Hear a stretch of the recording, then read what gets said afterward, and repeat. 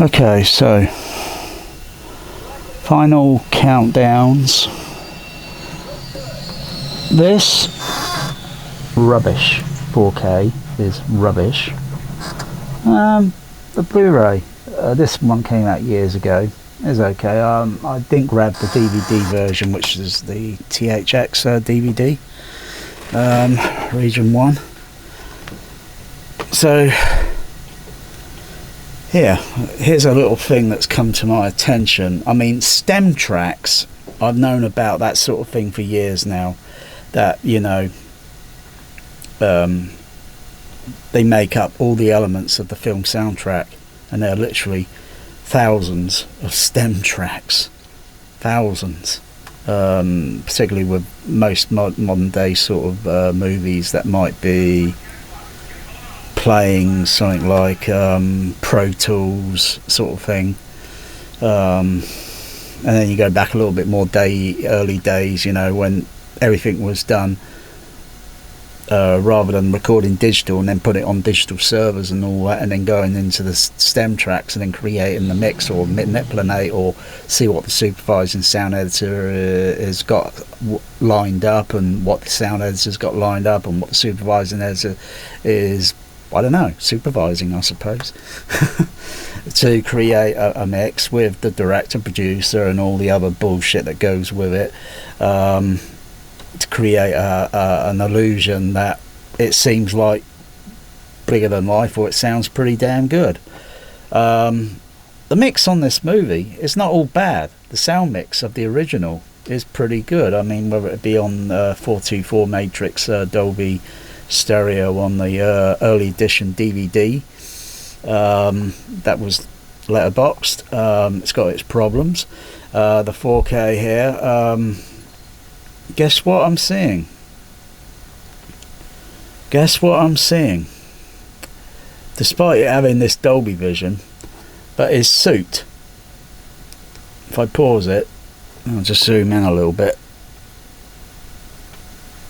If I focus, if I can focus on it, I've got to press maybe the other button on the camera. There it's focused a little bit now. That still has this kind of, I don't know what it's called, the effect, a fringing effect. It is so damn annoying and distracting, and yet it still hasn't been corrected. So when he's moving around and such, the camera, even though the transfer looks good, there's still minor problems, like the suit just tends to flicker. You wouldn't see that on 35mm if projected, and I'm an ex-projectionist, you know. You just wouldn't see these artifacts happening. So just adjust that. So the other thing that's so appalling is the cash cow 3D sound. So if I go back to something a little bit earlier, just jogging the shuttle back on the remote, turn the fader up on the AVR.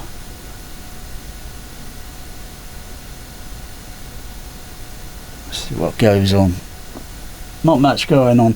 What I've done with my overhead, I've just getting a bit of dialogue there, but listen. 200 Pearl Harbor Tower. You are cleared runway 29. Wind 045 at 8. SH3 approaching from the right. Have a nice day. Okay, turn the fader down. I'll go forward a little bit.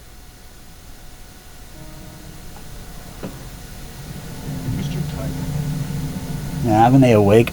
I'll just play that bit again. These are the overhead surround, okay?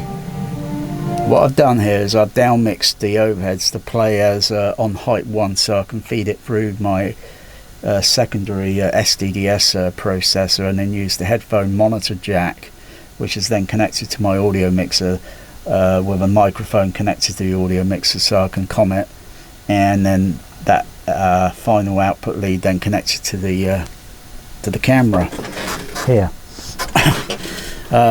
So what you're hearing there is technically is what is called a manual mix.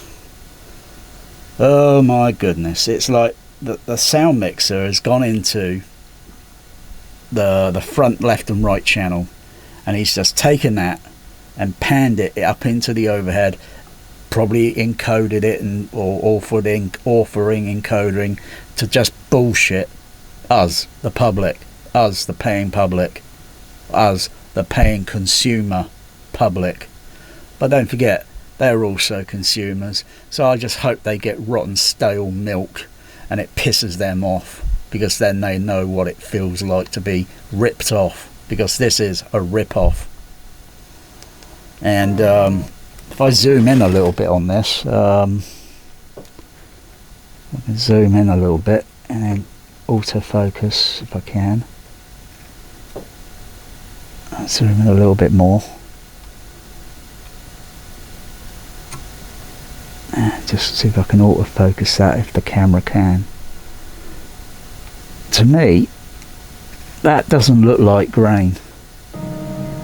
It's got something additional added to it, which I'm calling it like a Photoshop transparent grain effect, which you can download or get on, you know, and then you can add it to your own videos to give it like a grain look. You know, video would have video texture, film would have film texture or grain. There is grain on the Blu-ray, there is grain on the DVD. Heck, if I even brought myself the VHS pan and scan edition, it's basically the image is zoomed in, so you're going to see grain either way. No if, no but, no debate, no vote about it. You will see it in the scenes depending on the film stock. I'll just fade it down a bit. Well, I'll just listen to this. You can hear the crosstalk of the dialogue and the music itself. It's not like taking a certain element of the music mix, just like, say, the trumpet itself, nothing else, and all that sound you're hearing.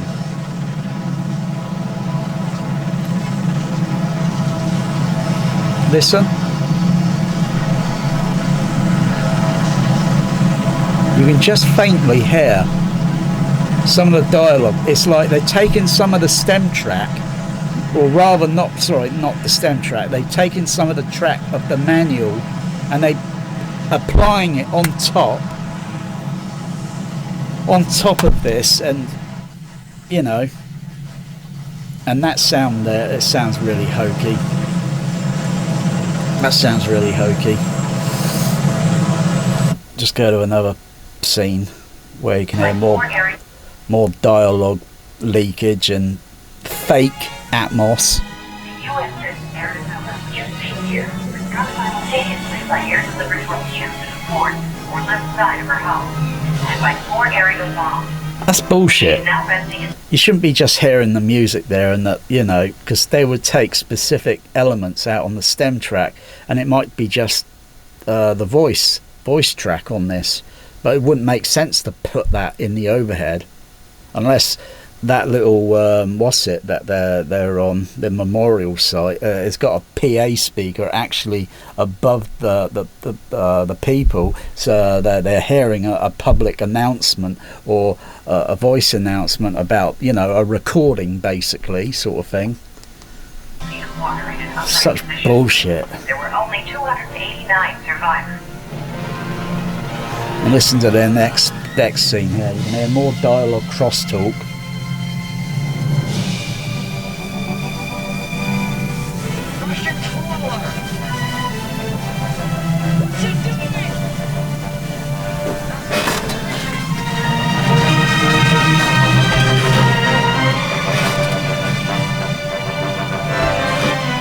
So you can hear that dialogue. You can tell where this is coming from. At least as an ex-projectionist, I know what to look for, and I know what to listen for, and I know what to feel for. Thus, I can remember a film, how it felt at a cinema auditorium, and I can go back decades if you want. I just got a knack. I just got a simple knack for it, you know. That's what Hollywood want. They want people that are, you know, not these wannabes that are like, oh, I just want to be, you know. They want people that are artists. I mean, I wouldn't mind doing this sort of thing as a job, but I really couldn't care less for it, because seeing how all this manipulation is going on, it is disgusting, despicable today. To scam the public.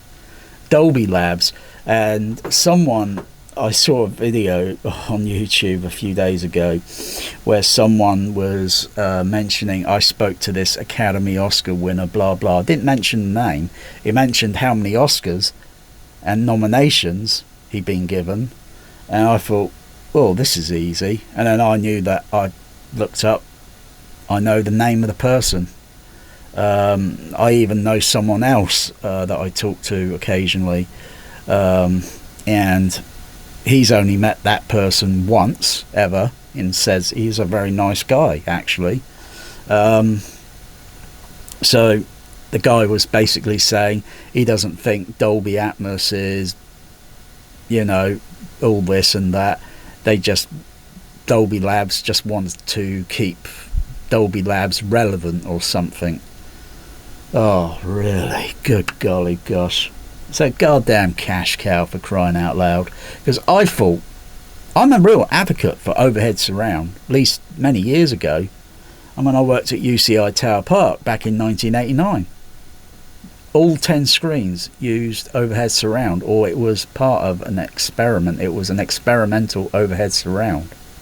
And that was just with Dolby Stereo CP55s in the booth, with playing optical soundtracks, whether it be A-type or Dolby SR prints. And even the Odeon or the Gaumont, when it was a twin screen, when I saw this at the Odeon downtown in 1980, I think in the morning, I think it was, or the first showing of the day, I saw it in screen 1, which was used to be a Cinerama 70mm, but then they converted it to 35, and then reduced the screen. They would have reduced the screen size down slightly, because it's now only playing for scope and widescreen, or I think Academy ratio would be very rare. And it utilised the overhead surround speakers in the ceiling that were 6 overhead surround speakers in the ceiling, and they were so high up, the sound radiates down over the audio, over the seating, and it was a pretty damn good illusion.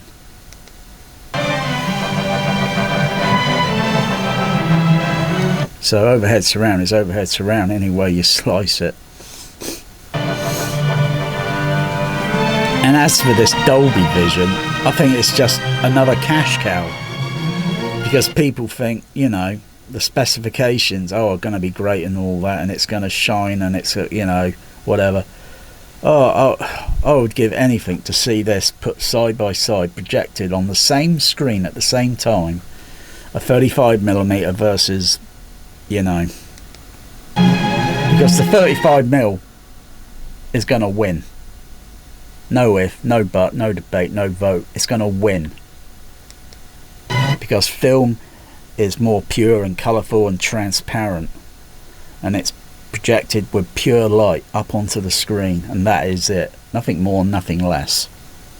This has to go through a process of getting the telecin and getting everything one-to-one. But sometimes, occasionally, you do see sort of like something that it's because it's been captured by video device, and it shows. If it could, all that could be literally filtered out as much as it can, and to make it look like, you know, so you put film and this side to side, and like to try and get it like, you know, but still at the end of the day it's digital. You know, you can't hold the disc up with your hand, hold it up to because the discs are transparent, that is. you know, if you hold them up to light, but you can't see the pictures or the frames on it or the soundtrack. With film, you can hold it up and see the pure colour frame, the very thin rack lines that go between for the anamorphic, and the optical soundtrack. So I'll just play another scene there, and then I'm going to call it a wrap. See, more dialogue leakage.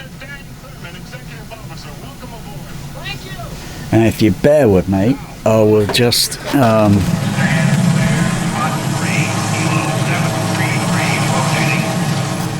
turn the camera around.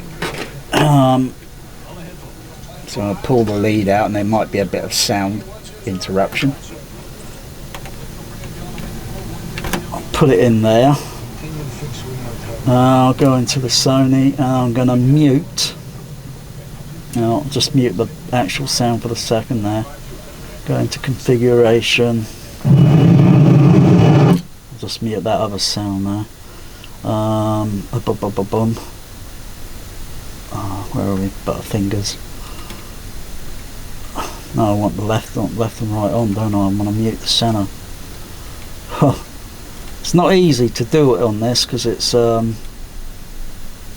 bit of a hands-on sort of process. I'll mute that. Mute the LFE. Oh no, it doesn't matter because the LFE doesn't filter out on the headphone monitor jack. Yeah, that's surround there, and that's surround there. And as for the surround, I'll get to that in a second. Oh gosh, it's very, very complicated to program this. It's a lot easier with the remote software. Okay, I'll mute that. I'll leave that on mute. Unmute my screen channel. So if I just go back to that scene, turn the camera around. So that's front, left and right. So you can hear that dialogue. You can hear that same sort of, you know, it is a scam.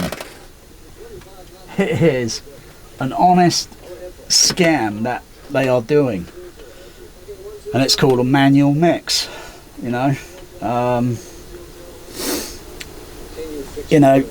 I read in this article, it said like sometimes, and this was the same studio that did this mix, and they said that, and they were referring to another movie like say the Pink Panther, and saying if we haven't got the original stem tracks, there's not much we can do here. I'm not quoting, basically, I'm just saying.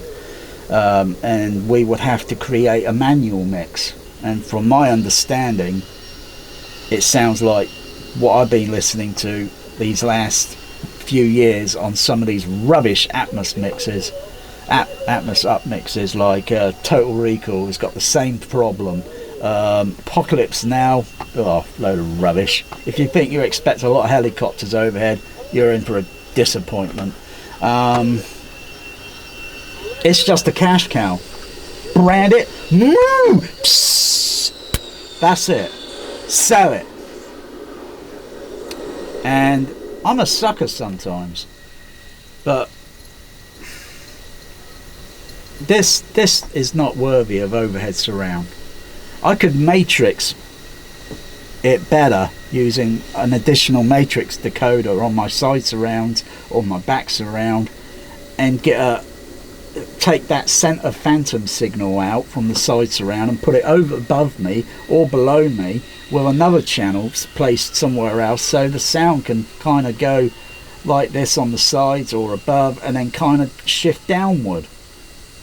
Yeah, whatever happened to below surround? When is that ever going to happen? I don't think it's going to happen anytime soon. This year, next year, or the year after. They call it XYZ or Z-axis, which is there, up to there, a full Z. This is only a half of a Z-axis. Sidewall surrounds to ceiling and back down. What a scam. Aura 3D, Dolby Atmos, DDSX. Oh, they all use the same upmixer matrix decoder that is on the left and right front, and it goes through a matrix decoder, and they use their own sort of matrixing to minimize crosstalk and such in the signal steering. But oh, I'll tell you, the Oro is absolute, oh, it stinks. It is terrible. I've never heard so much bad crosstalk and echo effect leaking into it. Oh my goodness, what is it passing through? I don't know, and I really, frankly, my dear, do not care, because I could do that a whole lot better. It's like Annie, get your gun. Anything you could do, I can do better. No, you can't. Yes, I can. No, you can't. Yes, I can. Oh, so that's it. That's more of the cat out of the bag, and more on this scam. Because oh yeah, don't forget is this a true 4K or is it a scam sort of thing? And with this digital grain artifact that I'm seeing over the image that they're applying, I think that is just criminal as well, because you can see between the Blu-ray, the other edition. Oh, and as for the surround, yeah, the surround, the dialogue is also leaking into the surround channel. So if I can just quickly set that up.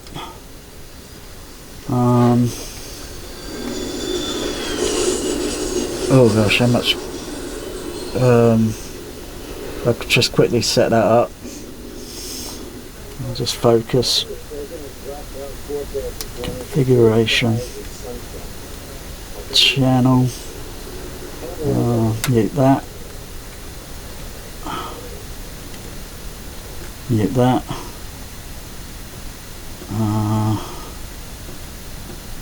Go into surround channel. Turn my surround channel on in here so I can monitor it.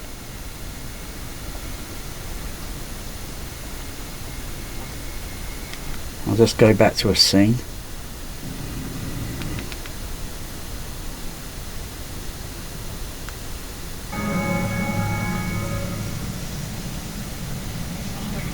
Hear that? That's on the surround channel.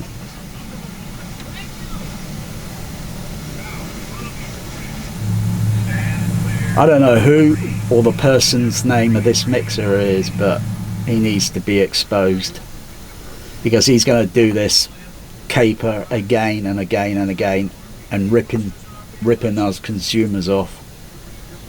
Now, if I put the Blu-ray early edition in, if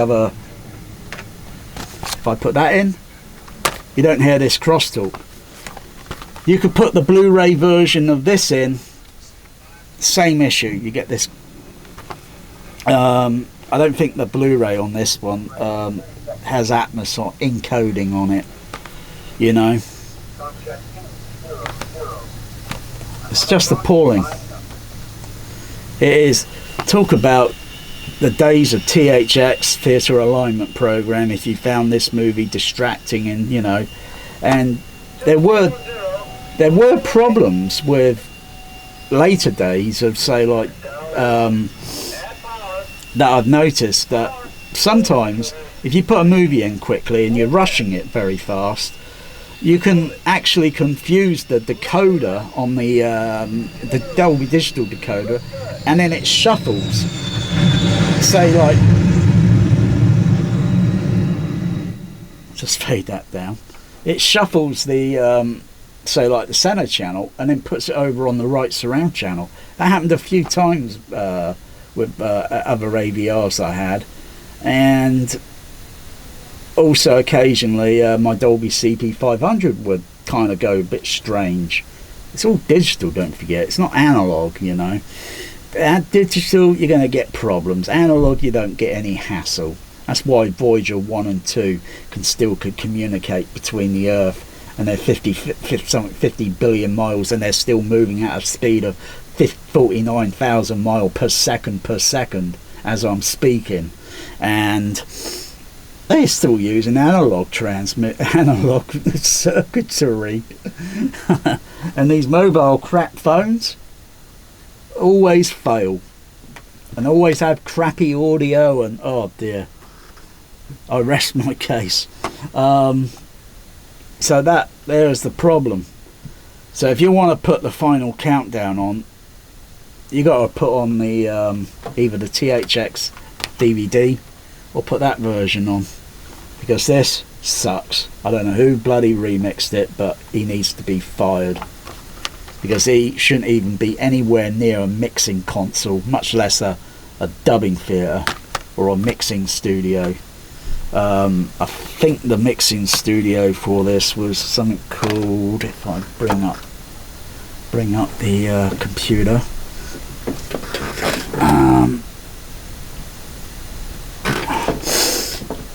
this is going to be a pretty long video, I think. Oh, where is it? Just for a sec, just turn it round. Let's see.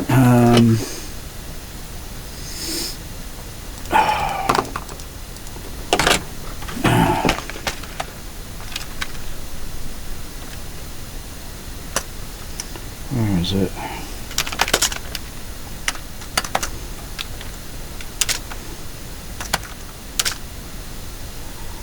Where is it coming up?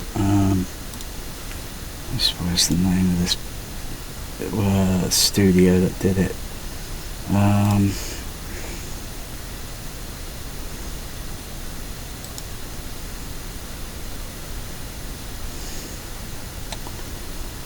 Oh boy, oh boy, oh boy. Post, hang on, is that it? Yeah, the studio is called Post Hasty Digital. Hasty, if I'm pronouncing that right. Post Hasty Digital, which is there. That's the studio responsible for it, and I think they should cease and desist from doing any more of these fake Atmos mixes, because frankly we don't need them. And you don't need to upmix it, because if you're even upmixing from a 5.1 or 6-channel mix, or even whatever 424 matrix, it sounds appalling. There's no if, there's no but, there's no debate, there's no vote about it. It just sounds appalling. Put Star Wars on, it's going to sound garbage, you know. Put Star Wars for a proper matrix laser disc version for a proper matrix decoder, it sounds like a flashback, and that's what we want, a flashback, not something like fake stereo surround and extra crosstalk where you're hearing dialogue leakage from the front, or rather the signal, the left total, right total, and the signal phasing and such, and you get the center plus signal, which is mostly the center channel, whether it's effects, dialogue, music, and you're getting this leakage. Oh god, please, you can just get an average matrix decoder and then rig it up to your AVR on the input, on the 8-channel input, and then just, you know, you got something there that you can use, rather than something that's garbage trash. And yes, I think a lot of you out there are not listening because you just can't hear it, or you do, but you just don't want to. You rather, because you just spent all that money on it. I've got the flagship Denon, and it is rubbish, bloody utter rubbish, and I couldn't care less to upgrade in the board to 8K, because as far as I'm concerned 8K can sit on that.